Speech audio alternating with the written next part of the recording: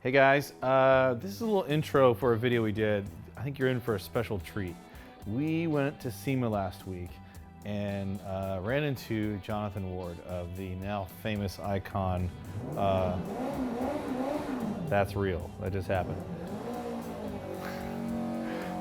Ran into Jonathan Ward of Icon fame, who builds those kick-ass Broncos and kick-ass Derelict cars and a whole bunch of other stuff. Found out we were fans of one another and decided to do a little interview with him. The interview was about his 49 Mercury that he just put an entirely really kick-ass electric drivetrain into that we were kind of fascinated by. We walked right past this car and then the next day saw a photo on Instagram where someone posted and it was an electric car and we had no idea as we came by because he made this really cool setup to make it look like an electric car. Anyway, just me and Stefan. I filmed it, so you won't see me, but you'll see Stefan interviewing Jonathan Ward. And in the middle of it, watch the whole thing, is possibly internet gold. Thanks for watching.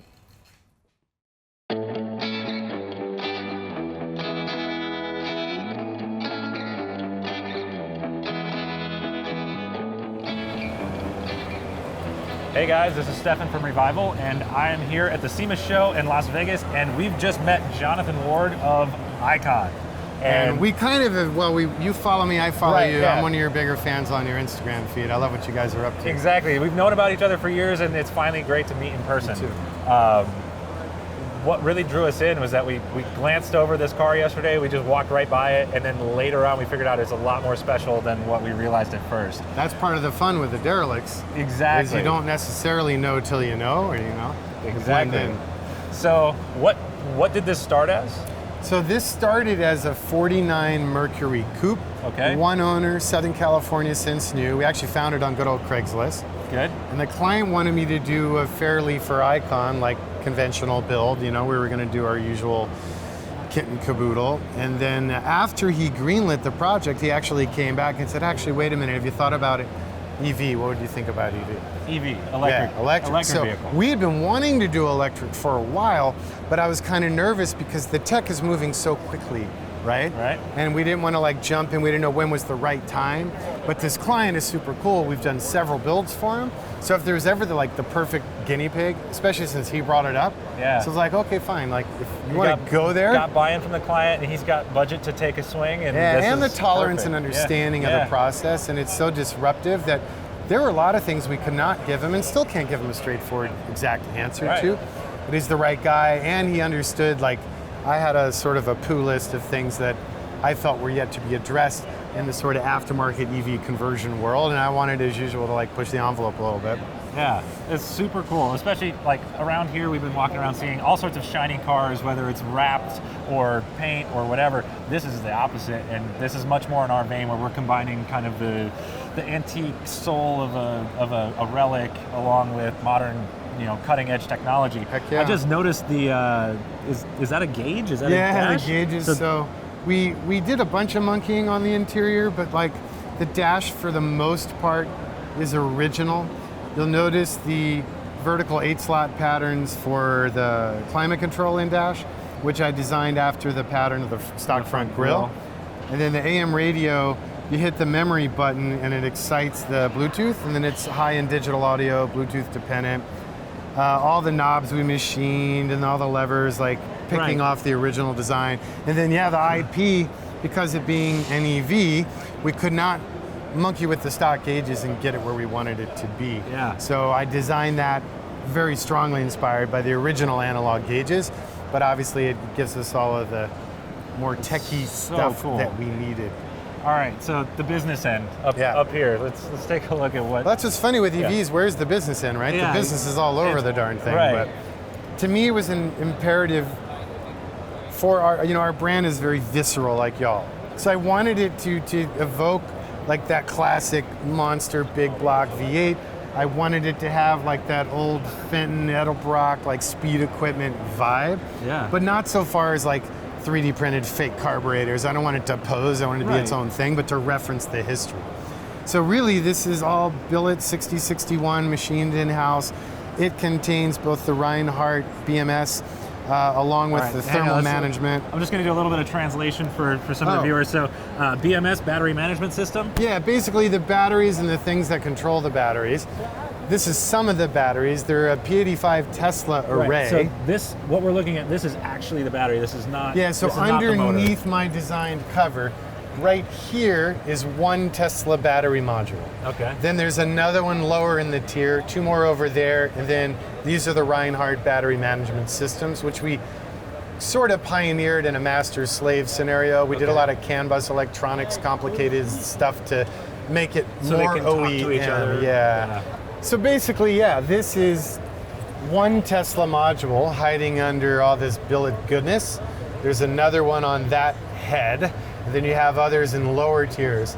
These top pieces are the Reinhardt battery management system modules, which we sort of pioneered in that it's a master-slave relationship. Right. Then we have what's called like a CAN network, so everything's talking to everything, because really the pioneering world of EV conversions for the most part is either sort of hack-based minimalist, so Yeah. thermal management, CAN protection to make sure you don't do something stupid. Even kind of the failure mode analysis that Oh, we always what? do in It doesn't- engineering. yeah. That doesn't happen Doesn't in a lot of happen. the DIY Yeah. projects. So this was a platform that was very important to me to pioneer all of that. Also thermal management, not just like a little thing of coolant pumping through, but active dedicated AC compressor and heaters to keep the Tesla battery pack in its optimum range of temperature. Does that also apply for in-cabin? Are you using the same? Yeah, heat- yeah, heat we and cold piggybacked it all for right. our AC and heat Nice. system. So this is just a heat exchanger up here. Is this dedicated to battery? So or this just for general? batteries, so it's all AN plumbed, and then that is not just batteries, but the engines are also liquid cooled.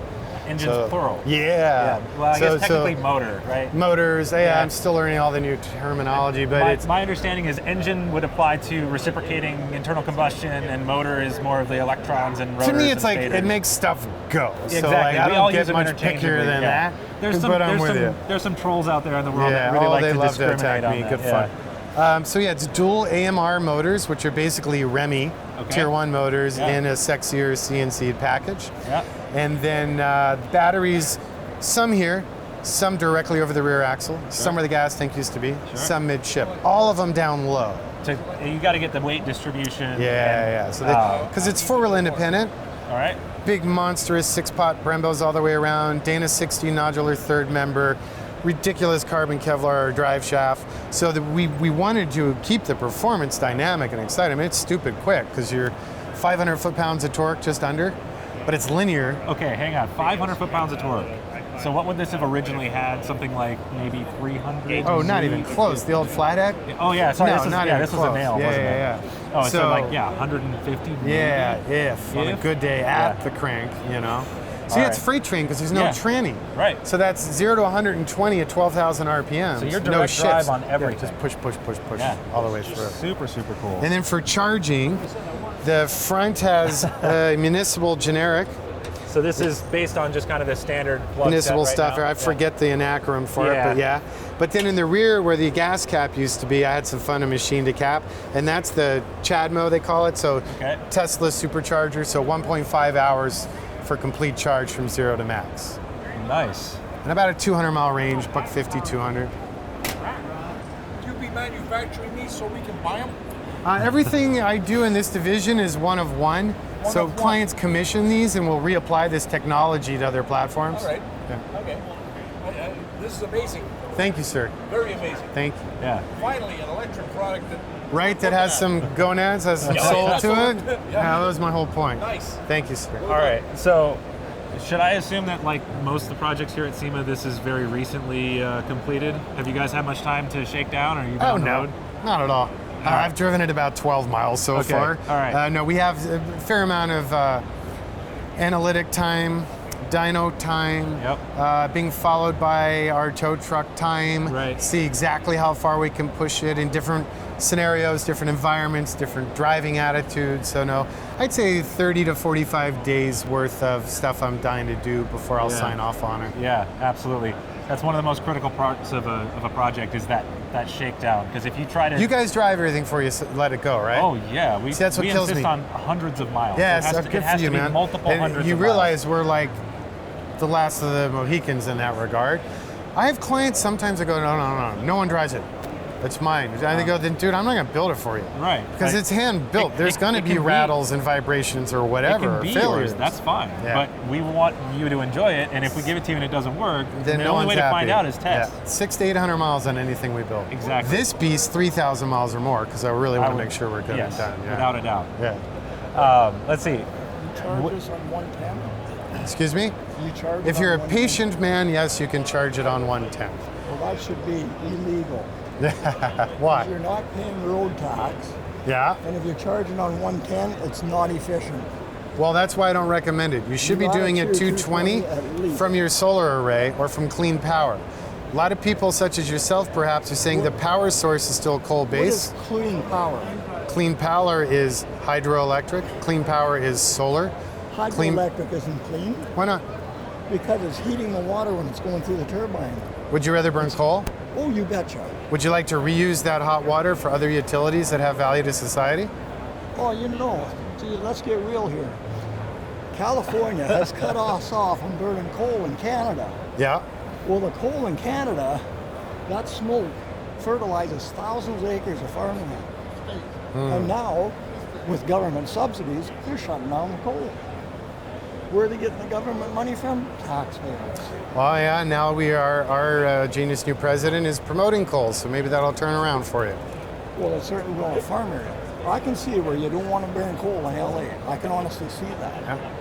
But when we're out in the middle of nowhere burning coal and it's actually fertilizing farmland and we're being shut down, that's not right. Here's an interesting with thing. this though. type of technology, though, you really could develop a hybrid system that you could burn coal into a steam plant and produce electricity to drive the rest of the system, so you could extend your range and base it on coal. Or I can make it an amphibious car and we could have a hydro generator as well. But honestly, here's something that I think a lot of people don't necessarily understand. The distribution of CO2 in the world is 1 particle per 1 particle equal around the world.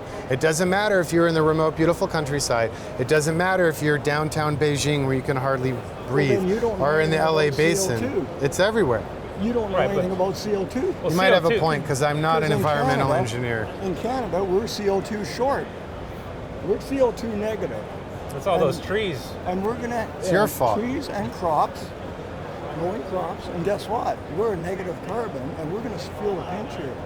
Because if you want to make a raindrop, you got to have a carbon particle or a dust particle to make a raindrop. Yep. It's physics. Yep. Yeah. So what are you gonna do if there's absolutely no carbon?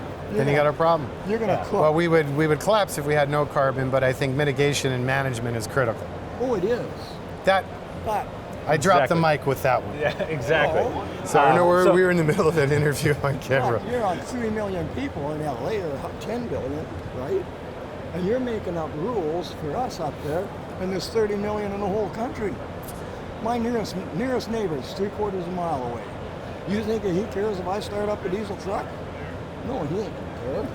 Well, it might be a bigger problem than we can solve today here at the car show, but I think that the new technology is definitely going to start to move in the mean we're direction on of making it all TV? make sense. We're not gonna be on TV, are we?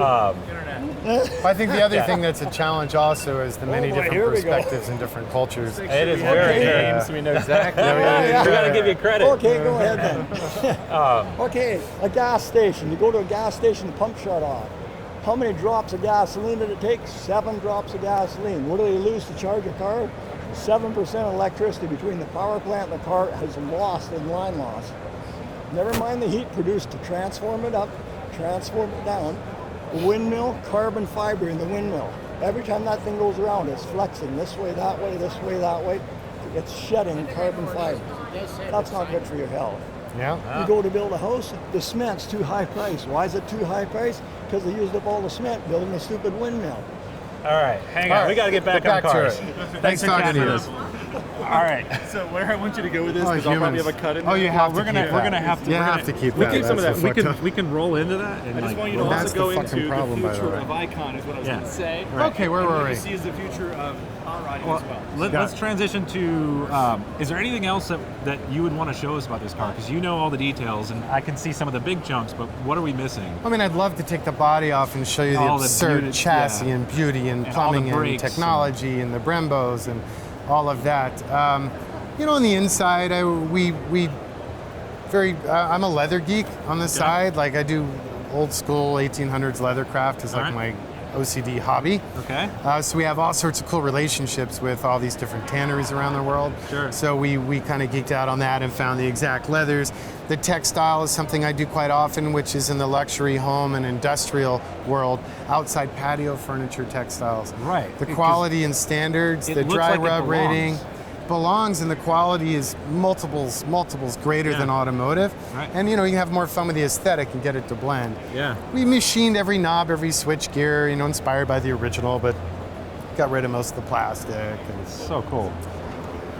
Very nice. The interior lighting probably not the same as it was originally. yeah, no, you just had tired little dome light up top, so Yeah. we converted it all LED and added low down environment lights. And this is all completely redone your design. Correct. So just the frame is stock, Right. but the wrap and the pattern and the materials and the French stitch and the pipe and all that are geek out. And then one thing we do a lot, we get rid of the seat springs because we realize that. Yep. So that's actually like a Tempur-Pedic, a memory foam, and it has a denser foam along lumbar. So I wanted to keep a bench. I refused to Yeah. go with buckets. It just jumps the shark. Right. So just more comfortable, but you know, in kin with the stock. Well, and if you had gone to buckets, it wouldn't be right. Oh, This ruin is it. exactly Just ruin right. it. Yeah. Because you still get some soul in this car. And then you know, it's a modern tilt column. It's safety breakaway shaft, but machined the hub to receive the original steering wheel because Sure. it's just too sexy not The to. shifter knob, that's custom. Yeah, custom so part. like this shape was inspired by the original dash knob, but then I took control over it and took it through a whole bunch more details. And then all this array for modern AC and stuff, we added the rectangular graphic art indicating function. These are all LED lit. So you get just nice, just enough to get legibility at night. Kick and stereo, all digital high-end audio. And if you actuate any of the memory stations other than the first, it excites your Bluetooth, then it's phone dependent. Right. And the speakers are all just not that crazy, but they're all Right. integrated. And trunk is integrating the bass. Obviously had to go full digital with the gauges because of all the EV monitoring networks we had to cover. Look at that, 389.7 volts. So I designed them. Hang on a second. I want to think about that for just 1 second. You have nearly 400 volts DC, Yes, sir. direct current, 400 Yeah. volts.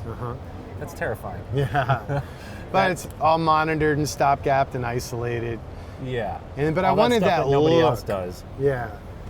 I wanted to keep the retro. The only thing I'm bummed about is this is a beautiful warm light, and that's a bit stark. So I got to go back and tweak my art files and try and yellow that out a little bit just more and get warm more it up. continuity. Yeah.